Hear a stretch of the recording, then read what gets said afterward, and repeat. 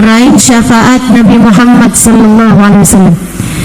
Itu yang kita harapkan, sebab gak ada yang lebih kita butuhkan di atas muka bumi ini, Bu, daripada dua hal.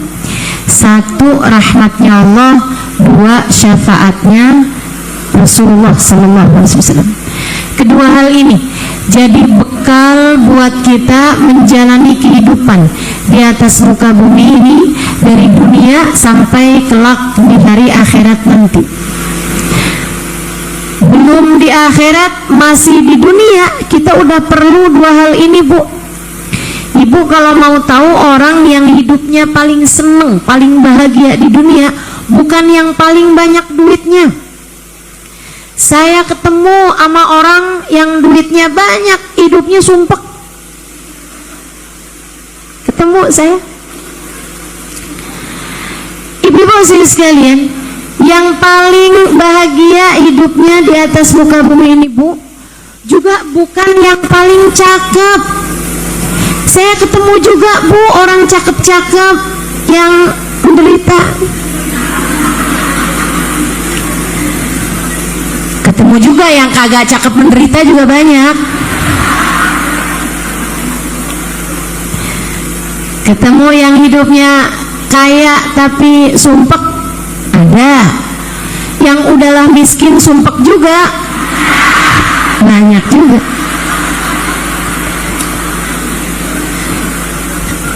Artinya bukan di situ letak masalahnya.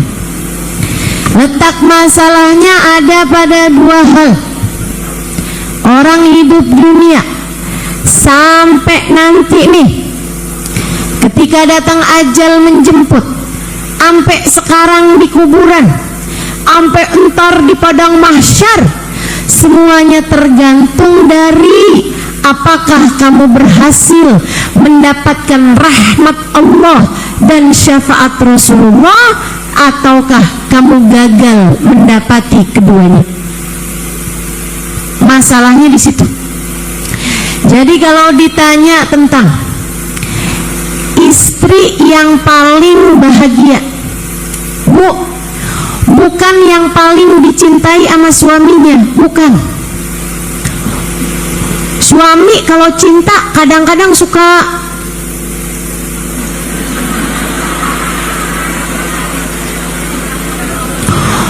Ustazah, doain dong, saya ini susah kalau mau hadir majelis taklim. Kenapa emang? Nggak dibolehin sama suami saya, Ustazah. Dia kalau jauh dari saya meriang.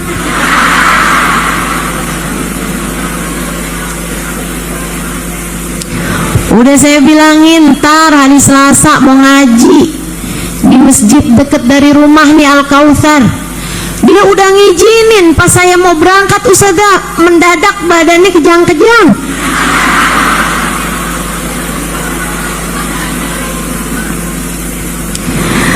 Suami terlalu sayang, repot juga, Bu, betul.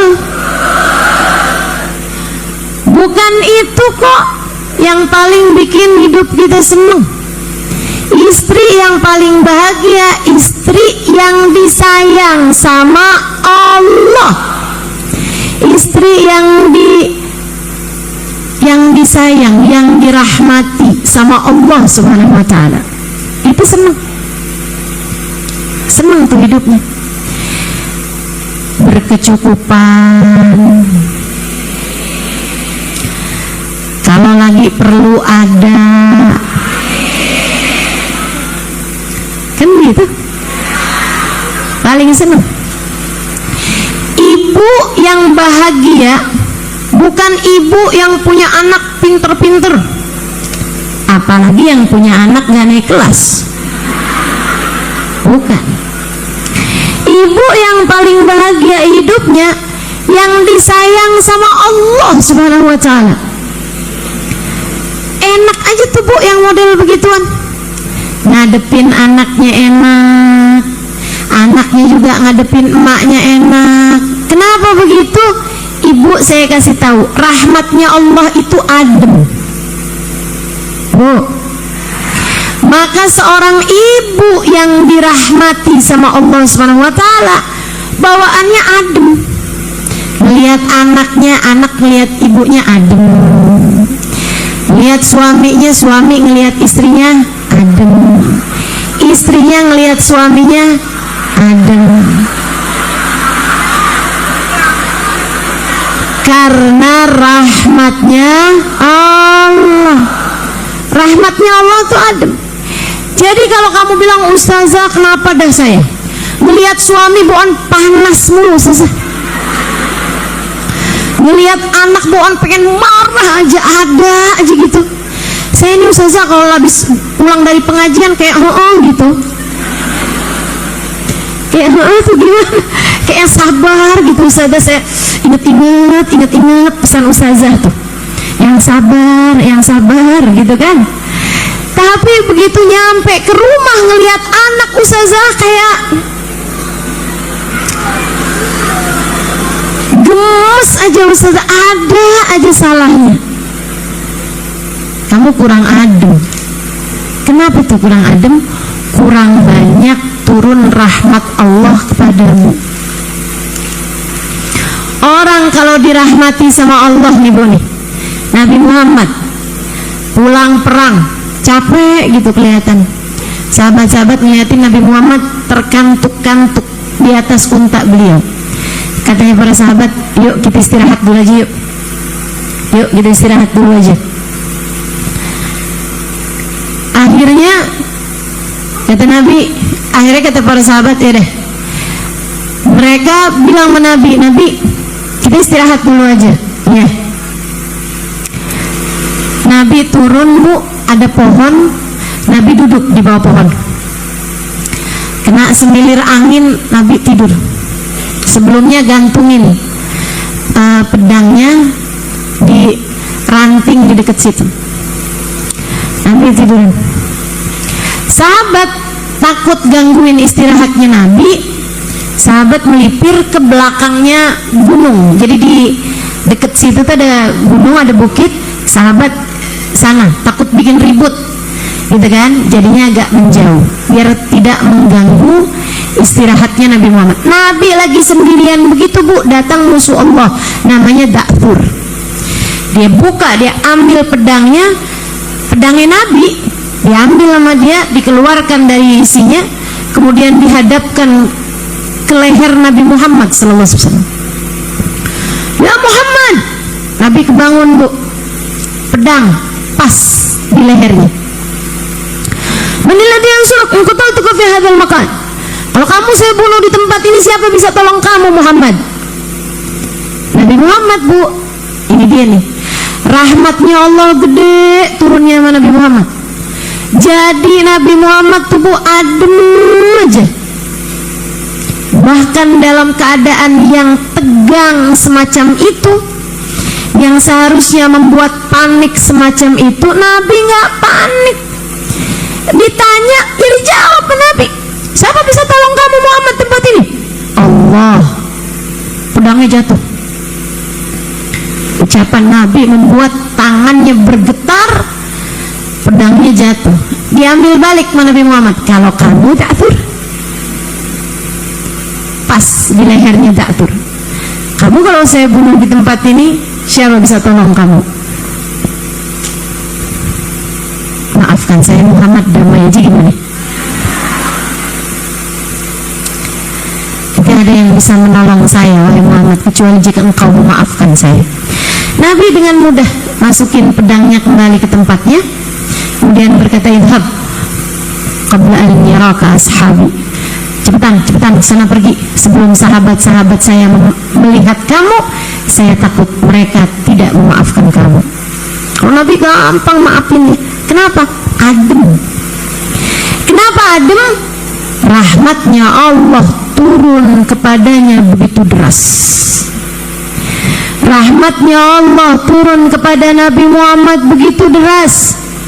Makanya ademnya luar biasa Bu. Orang di dekatnya Nabi itu merasakan kedamaian, ketenangan, sampai para sahabat bilang, ya Rasulullah, kenapa ya kami ini kalau di depanmu wahai Rasul kayak enak aja gitu, kayak lupa sama urusan utang, lupa sama urusan dunia kami, wahai Rasul. Tapi begitu kami pulang ke rumah, ketemu sama istri ngomongin urusan tagihan. Ketemu sama anak minta ini minta itu, istri ngasih tahu makanan habis begini begitu. Duh, kayaknya pusing kami, wahai Rasulullah. Pengennya terus-terusan berada di dekatmu, adem kalau di dekatmu, wahai Rasul. Teman-teman sekalian, demikian keadaannya para sahabat. Lagi marah kayak apapun, ketemu sama Nabi, ngelihat Nabi adem.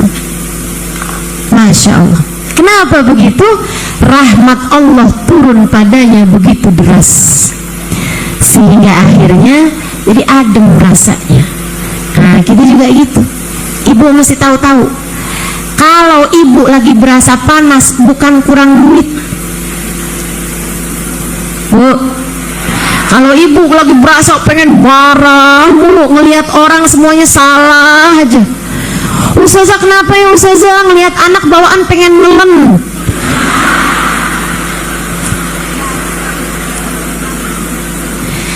Bu, kurang rahmat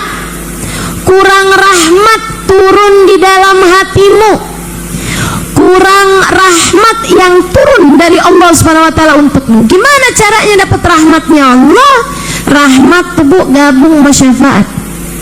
Allah Subhanahu wa taala bakal kasih yang terutamanya kepada Nabi Muhammad, yang lainnya tergantung dari seberapa dekatnya orang tersebut dengan Nabi Muhammad. Semakin dekat, semakin cinta, sama semakin ikut. Dua tuh jalannya, cinta sama ikut. Kamu cinta sama Nabi Muhammad, kamu ikut sama Nabi Muhammad, kerjain perintahnya Nabi Muhammad, jauhi larangan yang dilarang sama Nabi Muhammad, kamu bakalan banyak dapat rahmatnya Allah, karena rahmatnya tersebut akan berbarengan dengan syafaat, pertolongan. Kalau syafaat apa Ustazah? Kalau rahmat ini kan kasih sayang dari Allah. Kalau syafaat dari Nabi Muhammad itu apa? Pembelaan. Bu, ini kan kita nih hidup nih Bu di atas muka bumi ini nih kayak lagi di persidangan. Ibu sering banget ngelanggar aturan Allah, betul? Sama Allah disuruh jangan bohong. Ibu suka bohong? Ibu sering bohong? Sama Allah kita dilarang buat ngomongin orang. Ibu pernah ngomongin orang? Kapan terakhir? Sekarang nih Ustazah, saya lagi ngomongin Ustazah. Jangan dong. Ibu-ibu sekalian, ada banyak larangan-larangan yang kita terjang. Kita diperintahkan buat jaga sholat.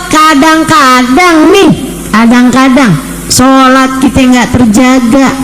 Seringnya apalagi hati kita jauh dari kehusyuan, ya kan?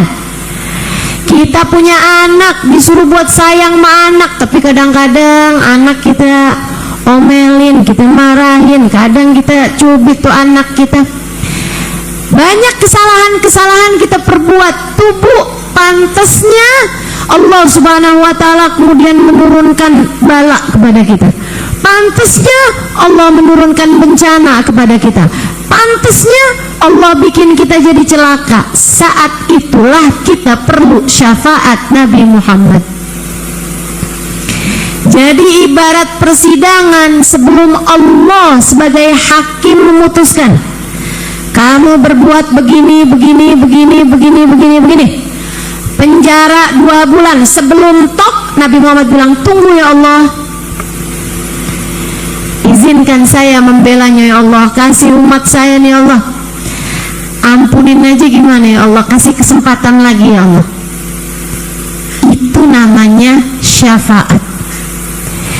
Bukan hanya nanti di akhirat kamu perlu syafaat, dari sejak di dunia ini nih Bu nih, hari-hari kita nih perlu syafaat. Perlu syafaat. Makanya salah satu senjata dalam kehidupan yang saya sangat merasakannya adalah bersolawat kepada Nabi Muhammad. Itu cara paling cepat, cara paling instan buat dapetin syafaatnya Nabi Muhammad SAW. Saya, Bu, kalau lagi rasa nggak bisa enak jaga hati, ini hati belingsatan banget. Emang Ustazah kadang suka gitu juga?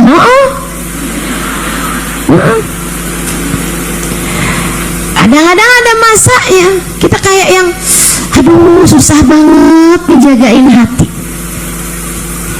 Apa yang bisa saya lakukan? Paling deket paling gampang sholawatan sama Nabi Muhammad.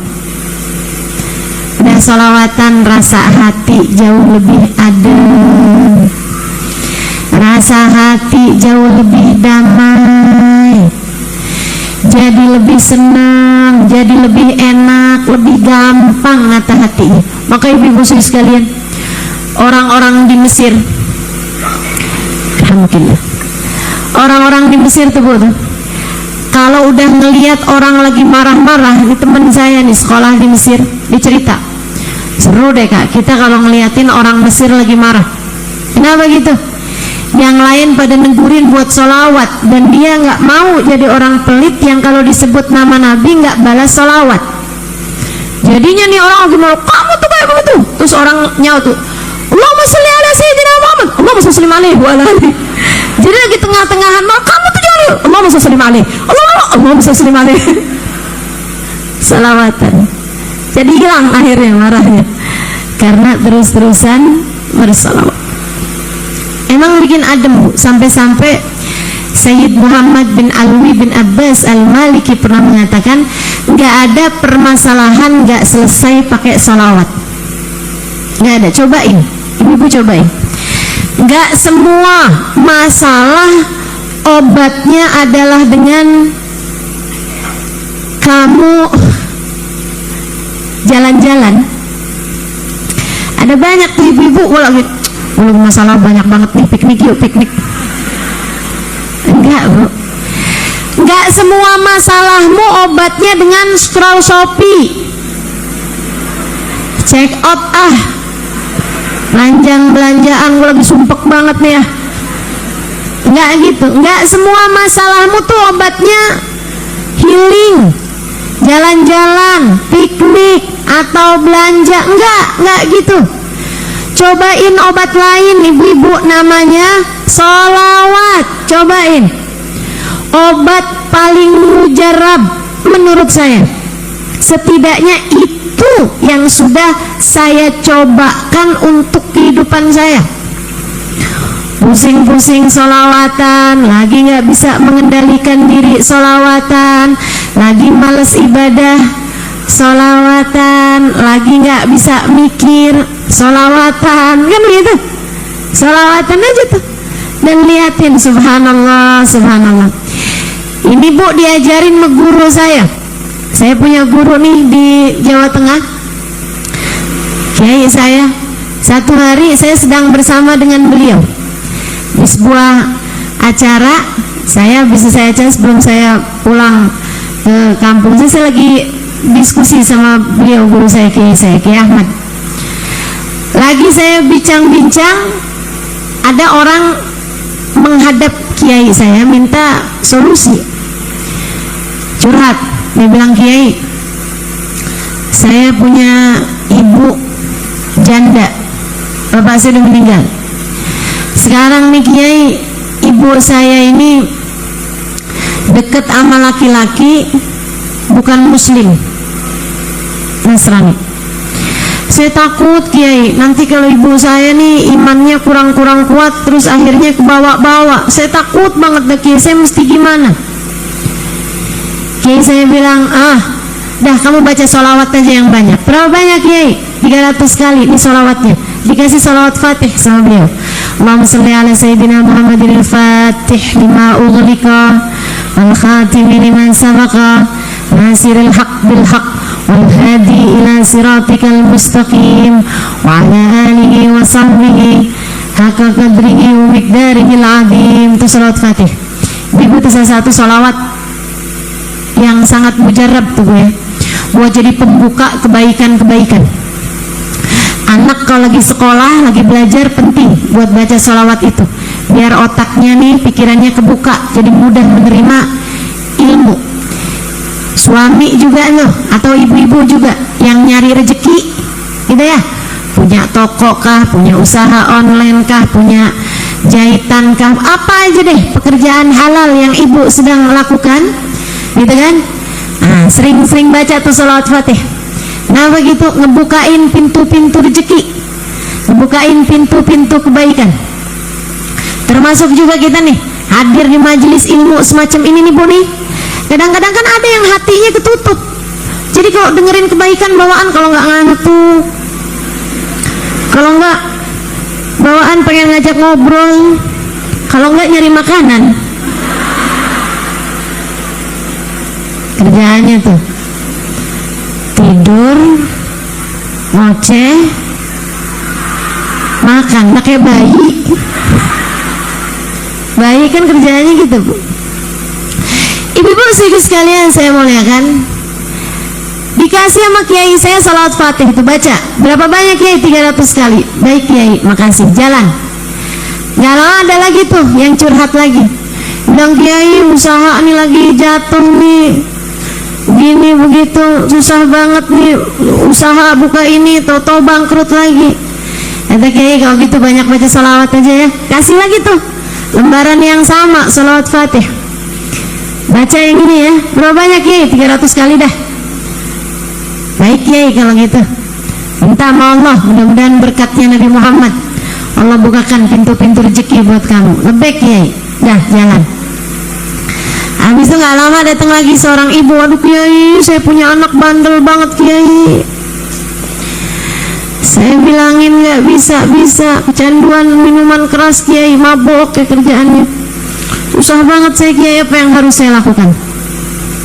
Jadi Bu banyakin baca salawat aja ya Bu ya, minta sama Allah, ya Allah berkatnya Nabi Muhammad kasih hidayah pada anak saya. Baik kiai, salawat apa kiai? Kasih itu sama kiai saya, salat Fatih. Baca berapa banyak kiai? Baca dah sehari 300 kali. Udah pulang tuh.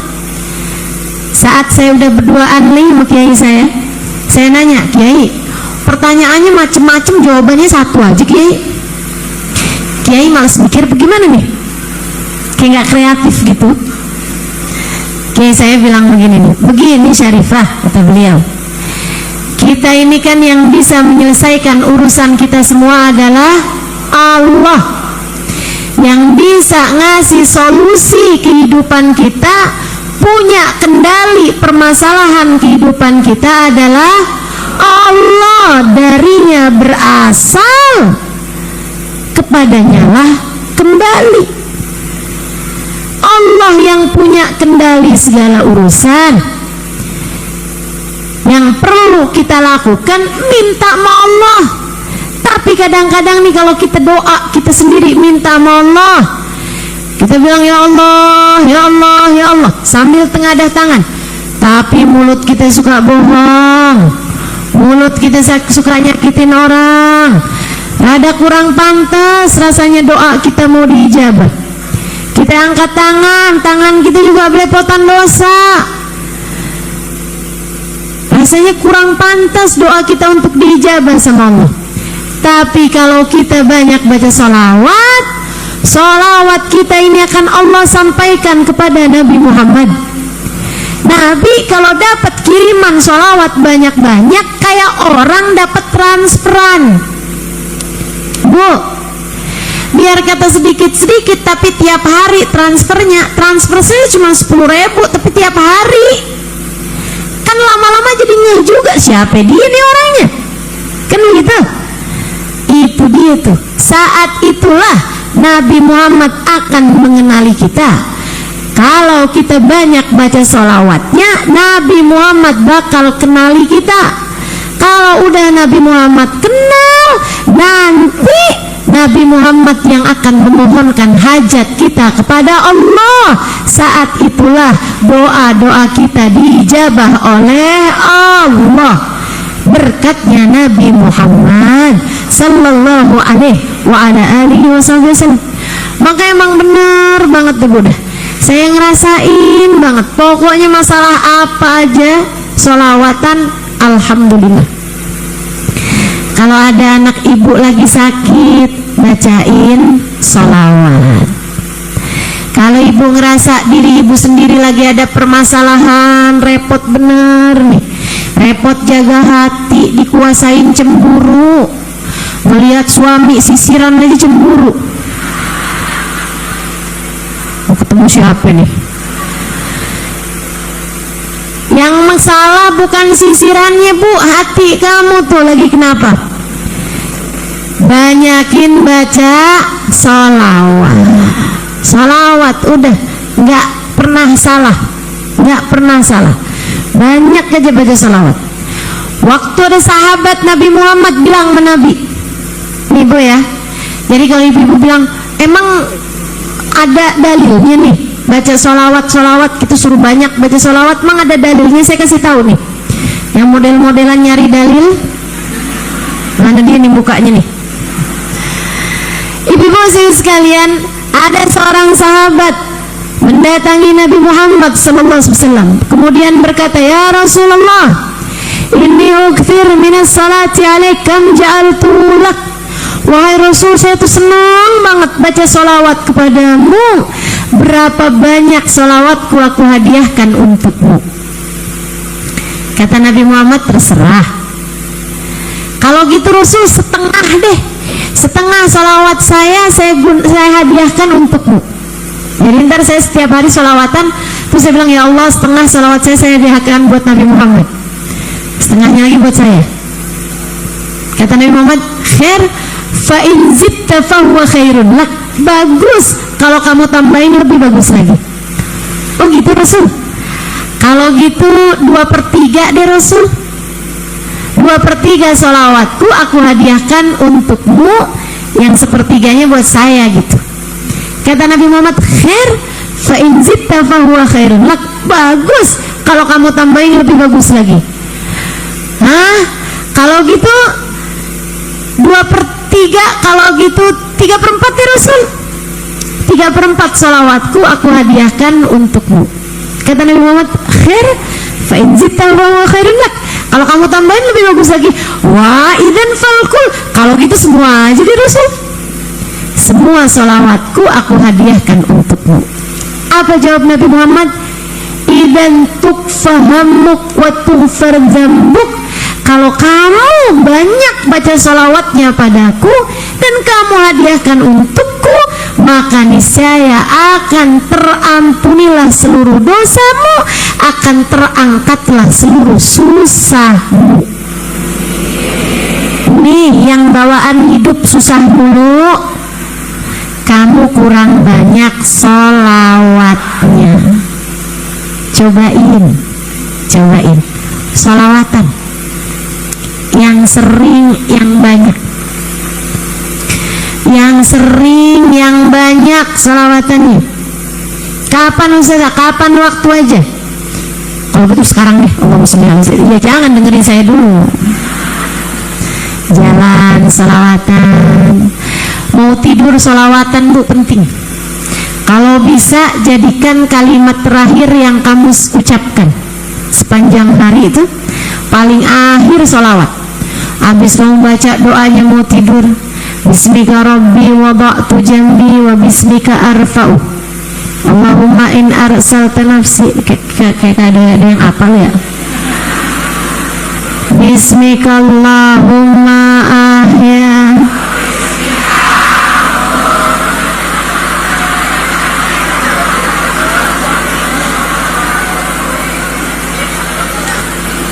yang pendek aja Ustazah, yang panjang-panjang tuh suka ketiduran.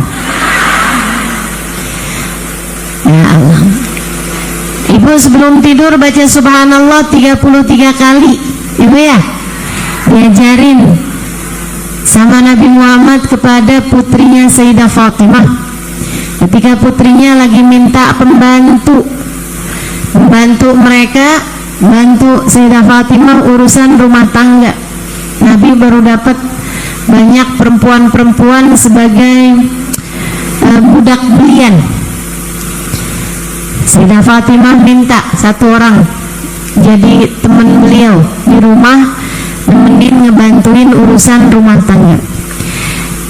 Karena suka kecapean Bu, semua urusan dikerjain sendiri. Kan jadi ibu rumah tangga ya Bu ya, pekerjaannya sepanjang jalan, kagak ada habis-habisnya, betul? Saya tahu aja nih, soalnya saya juga suka denger ibu-ibu ustazah, saya sambilan nyetrika dengerin ustazah, sambilan nyuci, sambil masak.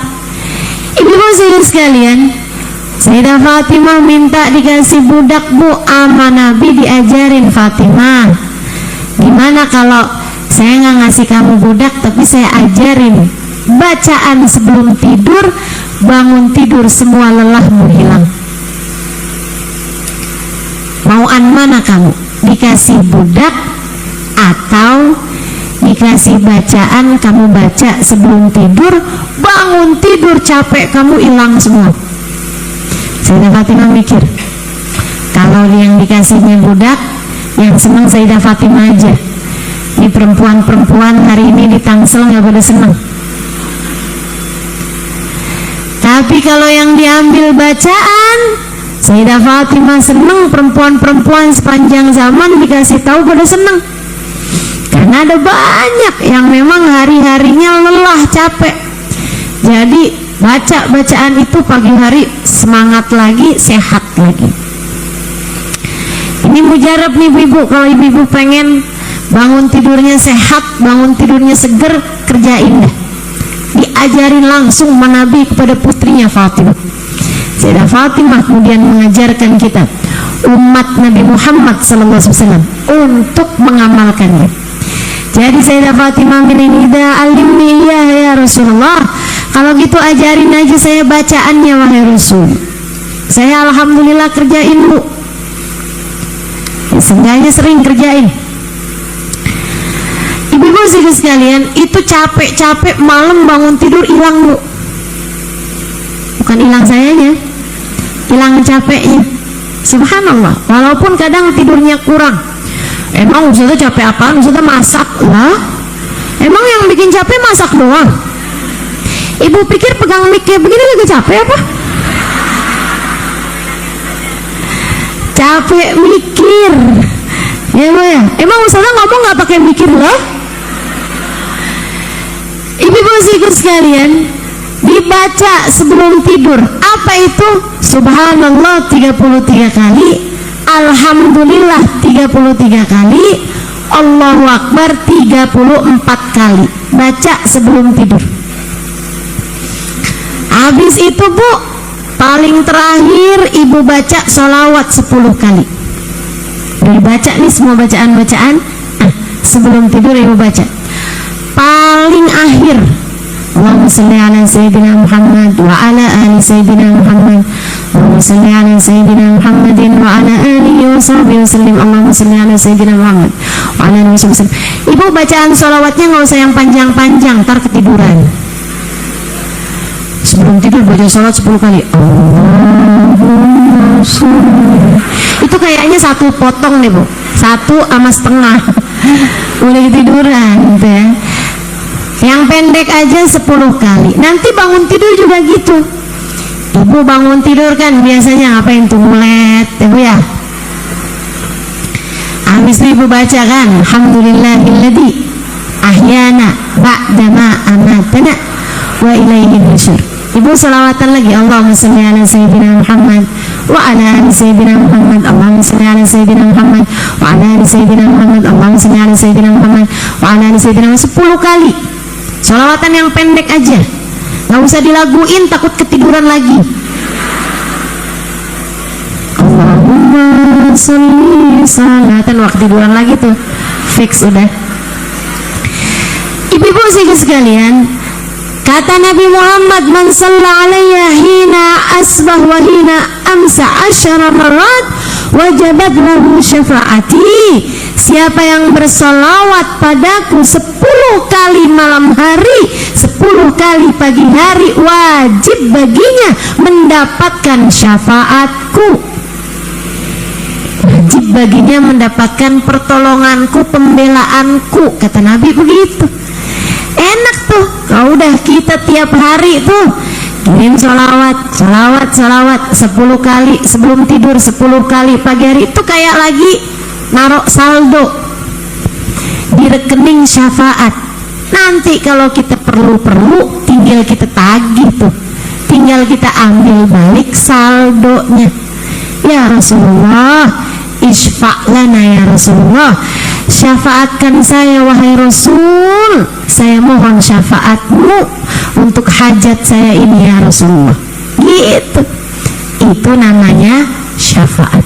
Kita perlu, Bu, sejak hidup kita di dunia perlu. Ibu-ibu perlu pakai senjatanya ini. Syafaatnya Nabi Muhammad kamu perlukan sebagai senjata untuk menghadapi berbagai macam rintangan dalam kehidupan.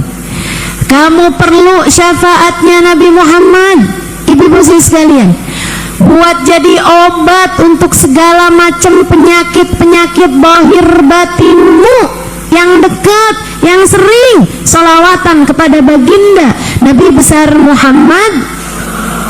Makanya saya sering sampaikan sama ibu-ibu yang punya anak sekolah jauh-jauh, kamu kalau pesenin anak-anak jangan panjang-panjang, terlupa ya, minta sama mereka 2 hal aja. Nak, mama pesen sama kamu, nak, tolong ya nak ya, 2 hal jangan sampai kamu tinggal.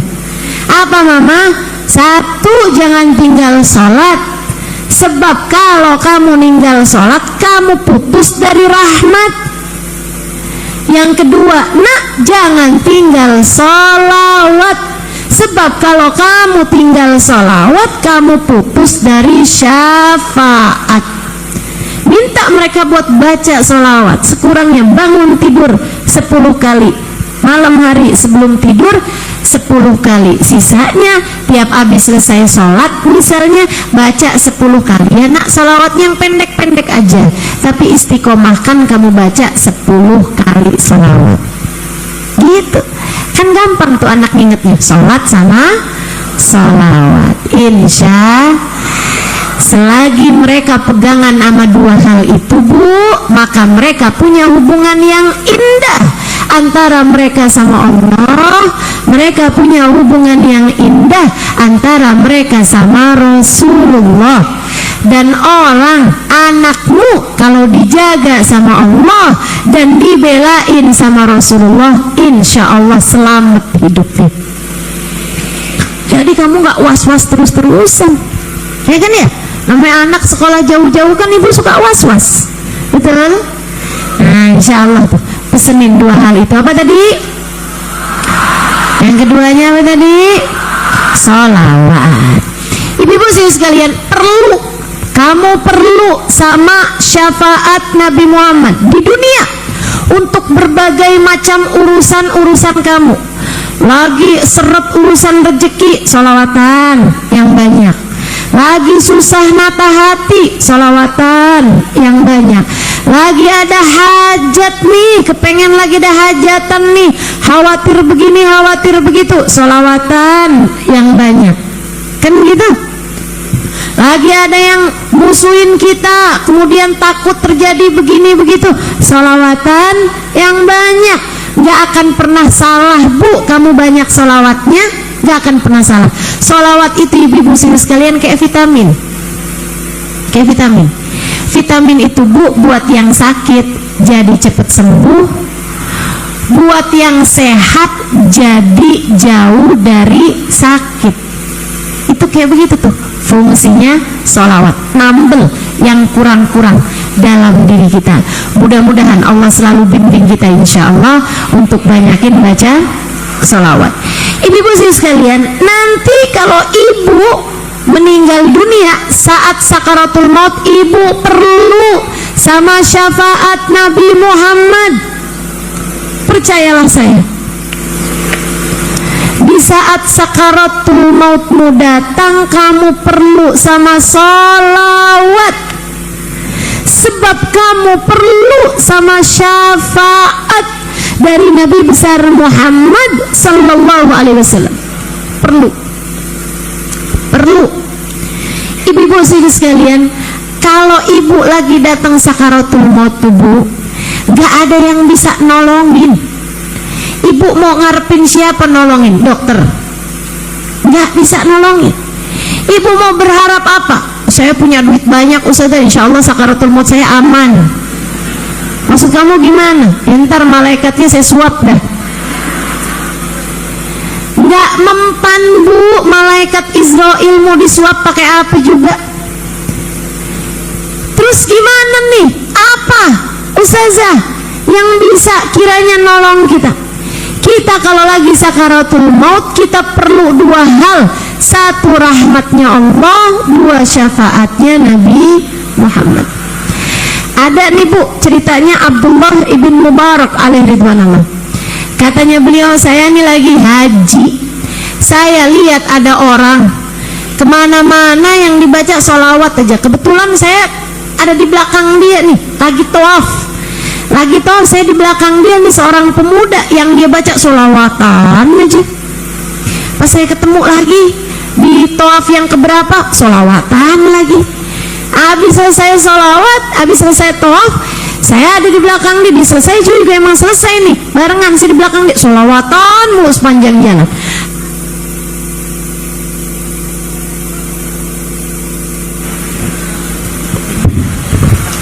Habis itu dia sa'i katanya. Habisnya tawaf kan sa'i ya bu ya.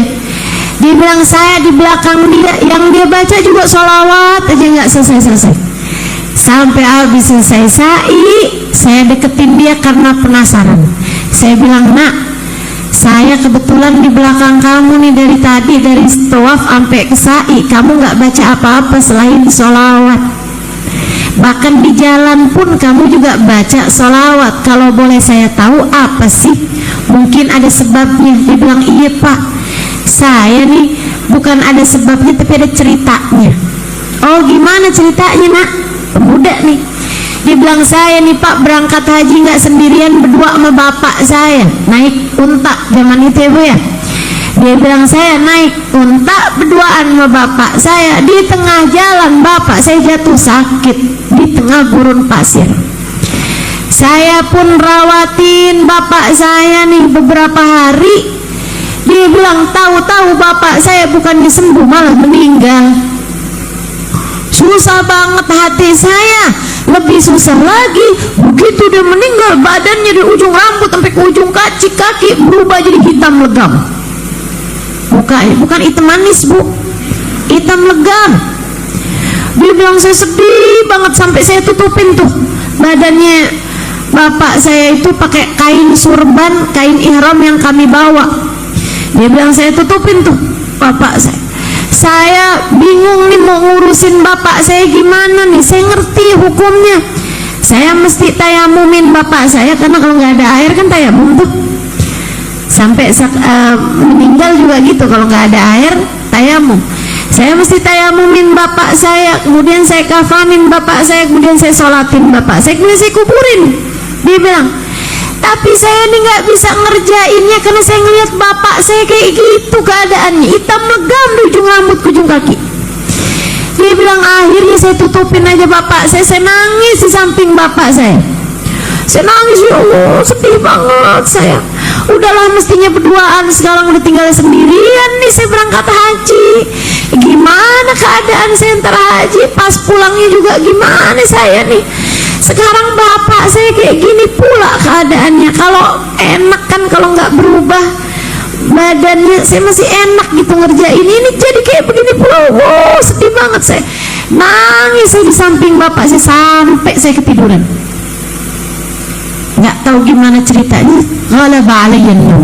Dia bilang saya ketiduran di samping bapak saya mimpi ada seseorang mendekati kami, posisinya kayak persis kayak begitu. Dia bilang ada seseorang mendekati kami dalam mimpi saya, cakep mukanya, bagus bener, pakai surban hijau. Dia deketin bapak saya, kemudian dia nunduk, dia usapin bapak saya nih dari ujung rambutnya sampai ujung kaki. Dibuka penutup kepalanya nih sampai taruh di dadanya, kemudian diusap. Dia bilang barengan nama usapan laki-laki itu tadi, bapak saya kembali seperti sedia kala, bahkan lebih bercahaya.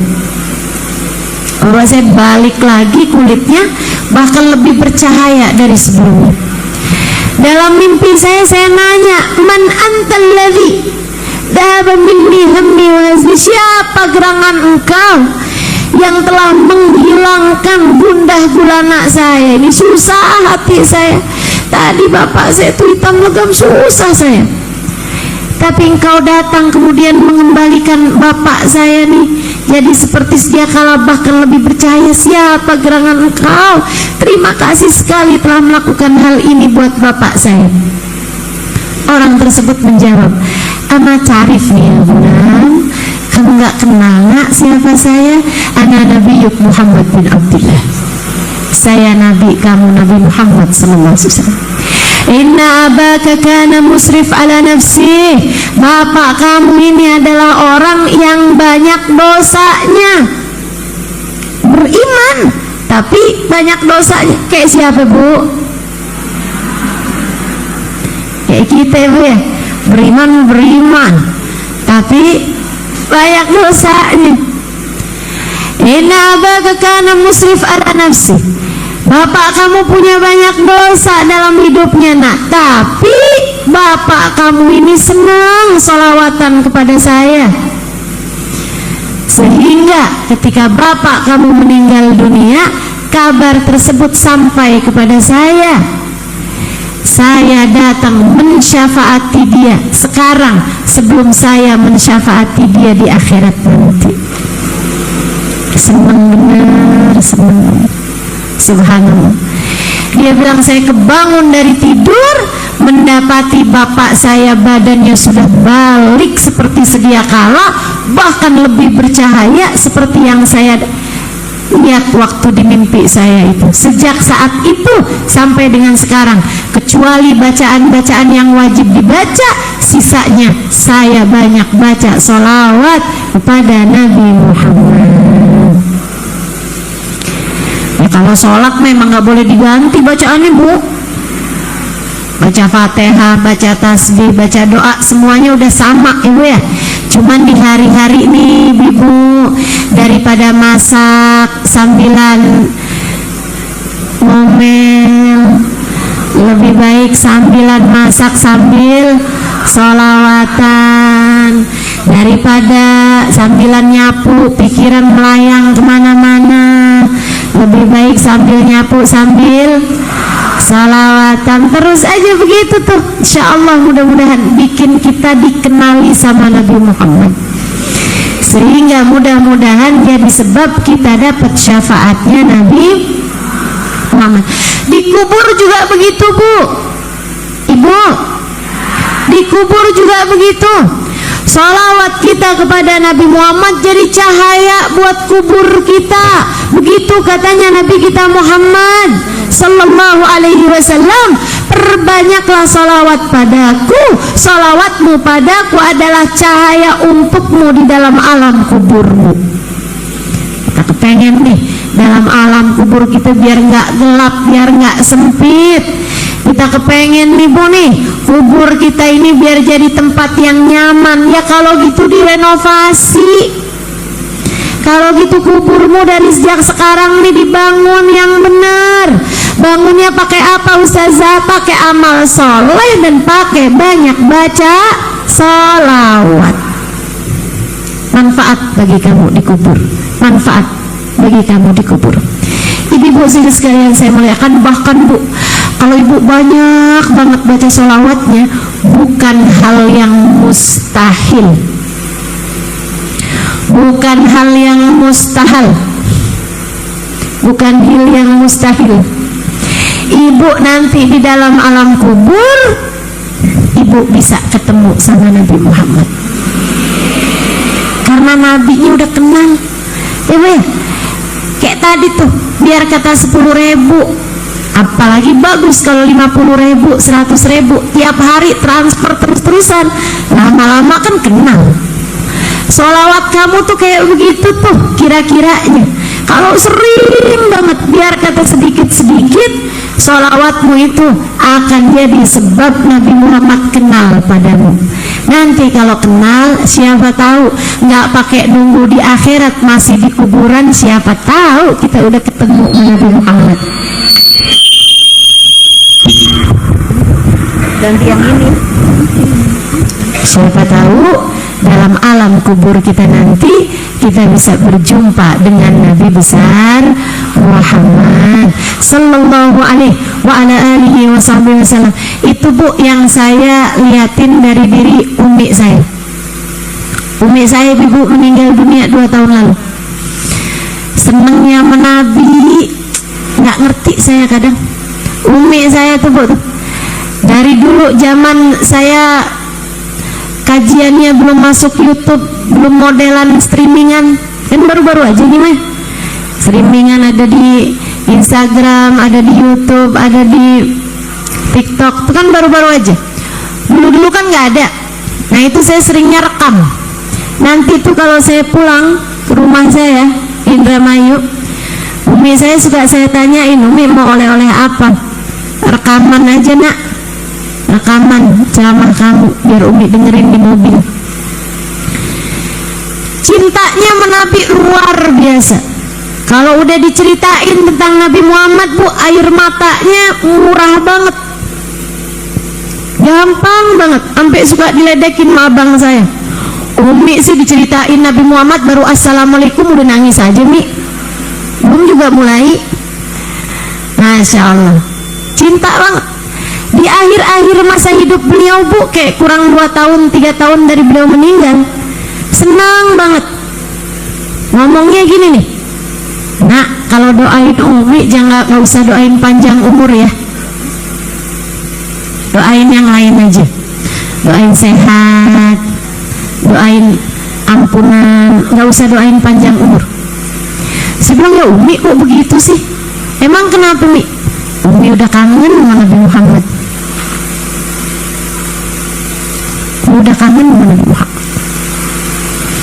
Sampai kakak saya suka nyeletuk tuh, Mi, kangen sama Nabi kan nggak harus mati Mi, Umi bisa ngimpi. Kata Umi kalau ngimpi kan pakai bangun,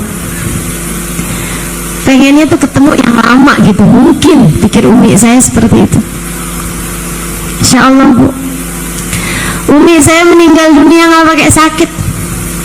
Saya lagi hadir majelis maulid di Jakarta, Umi saya masuk rumah sakit. Sebelum masuk rumah sakit sempat sholat duha, habis itu pergi ke rumah sakit. Di rumah sakit juga minta wudhu, minta pulang, asalnya nggak boleh pulang.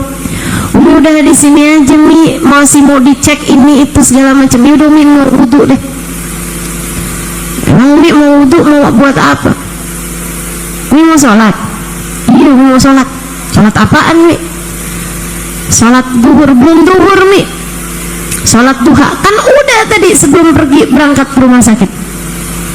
Umi saya Bu udah sakit setengah mati, duhanya nggak ditinggal. Masya Allah, Masya Allah, hamba Allah yang istiqomah. Ibu kalau lihat saya kayaknya hanya sedikit kebaikan dari umi saya.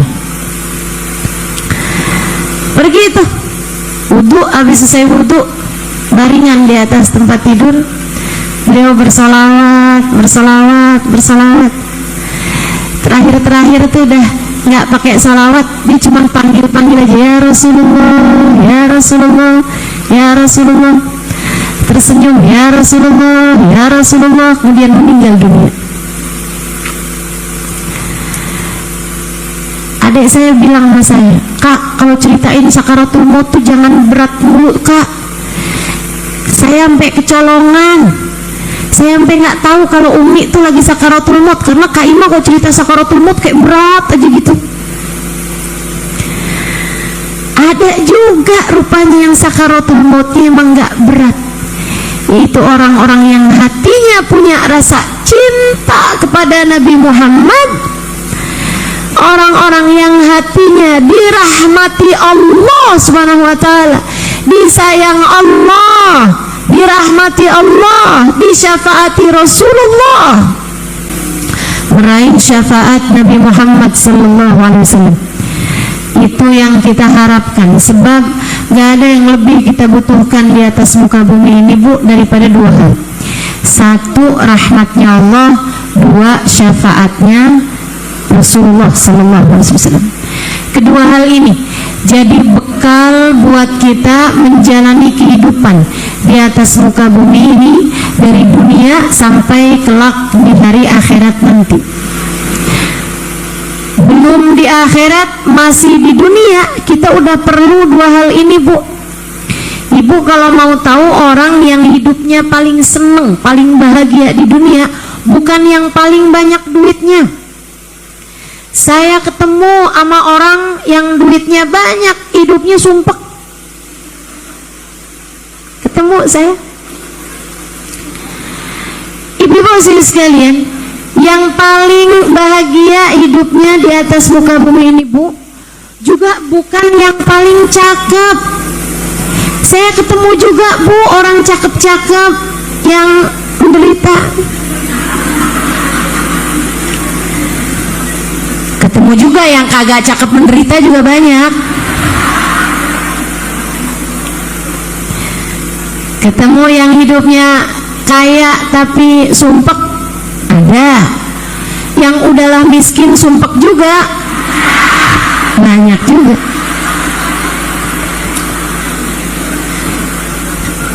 Artinya bukan di situ letak masalahnya. Letak masalahnya ada pada dua hal. Orang hidup dunia sampai nanti nih, ketika datang ajal menjemput, sampai sekarang di kuburan, sampai entar di padang mahsyar, semuanya tergantung dari apakah kamu berhasil mendapatkan rahmat Allah dan syafaat Rasulullah, ataukah kamu gagal mendapati keduanya. Masalahnya di situ. Jadi kalau ditanya tentang istri yang paling bahagia, Bu, bukan yang paling dicintai sama suaminya, bukan. Suami kalau cinta kadang-kadang suka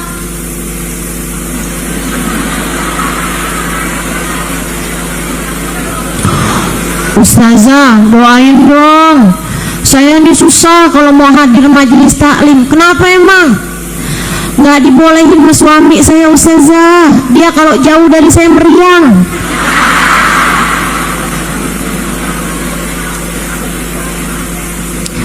Udah saya bilangin, ntar hari Selasa mau ngaji di masjid deket dari rumah nih, Al-Kautsar. Dia udah ngizinin, pas saya mau berangkat, Ustazah, mendadak badannya kejang-kejang.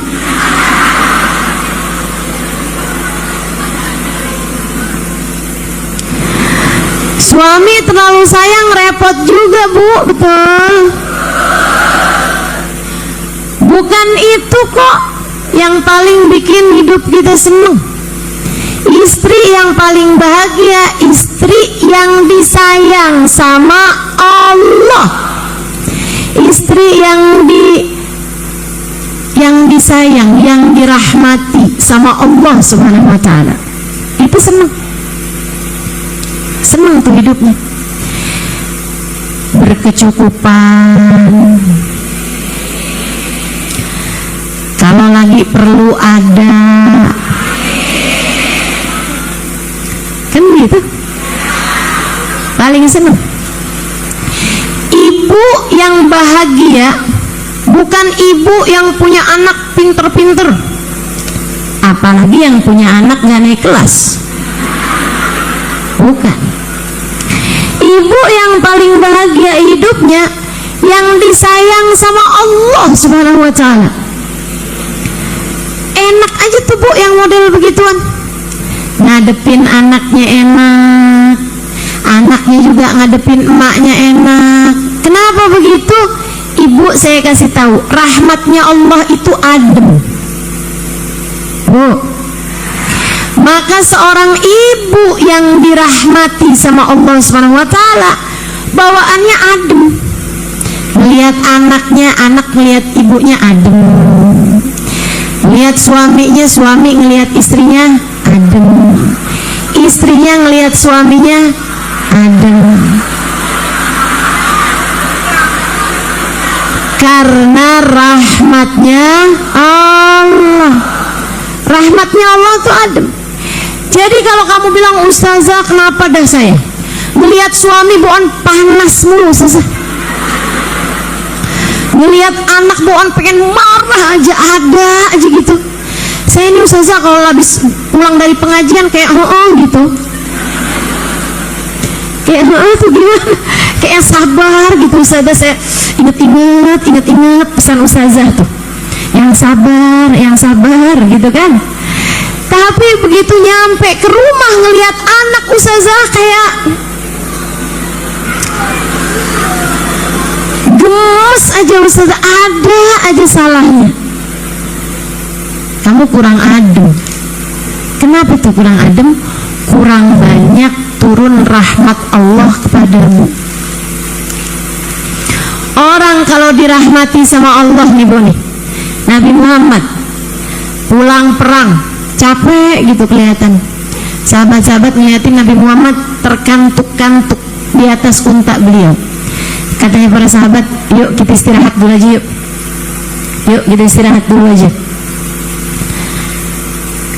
Akhirnya kata Nabi, akhirnya kata para sahabat, ya deh, mereka bilang sama Nabi, Nabi kita istirahat dulu aja ya. Nabi turun Bu, ada pohon, Nabi duduk di bawah pohon, kena semilir angin, Nabi tidur. Sebelumnya gantungin pedangnya di ranting di dekat situ, Nabi tidur. Sahabat takut gangguin istirahatnya Nabi, sahabat melipir ke belakangnya gunung. Jadi di dekat situ tuh ada gunung, ada bukit.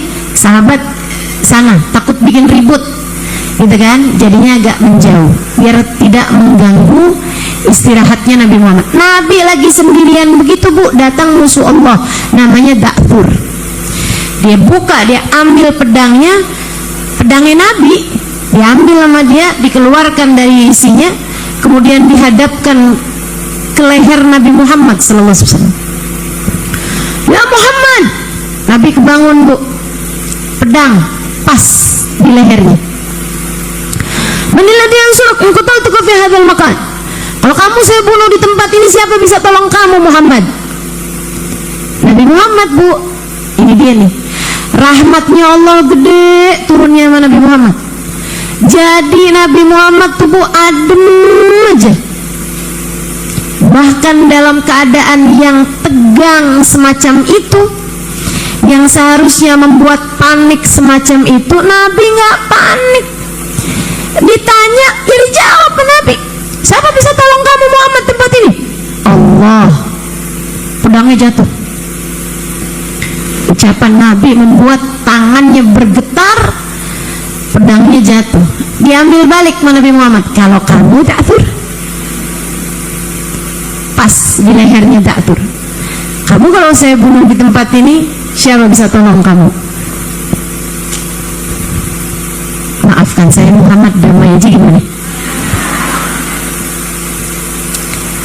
Tidak ada yang bisa menolong saya wahai Muhammad kecuali jika engkau memaafkan saya. Nabi dengan mudah masukin pedangnya kembali ke tempatnya, kemudian berkata, idhab qabla an yaraka ashabi. Cepetan sana pergi sebelum sahabat-sahabat saya melihat kamu. Saya takut mereka tidak memaafkan kamu. Kalau Nabi gampang maafin. Kenapa? Adem.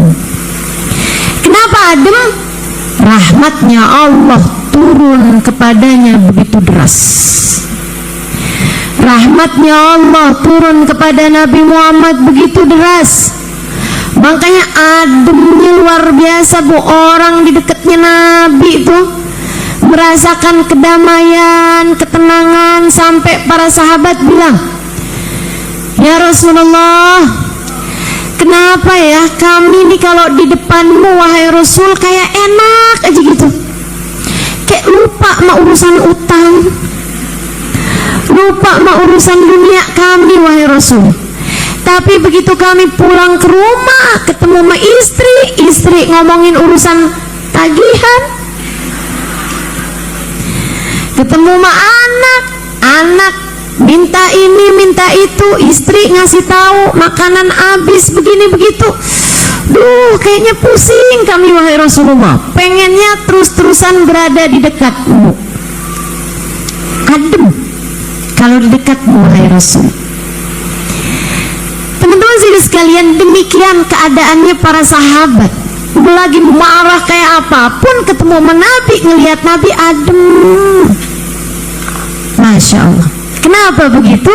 Rahmat Allah turun padanya begitu deras, sehingga akhirnya jadi adem rasanya. Nah, kita juga gitu. Ibu mesti tahu-tahu, kalau ibu lagi berasa panas bukan kurang duit. Bu, kalau ibu lagi berasa pengen marah mulu, ngelihat orang semuanya salah aja. Ustazah kenapa ya Ustazah, ngelihat anak bawaan pengen nelen.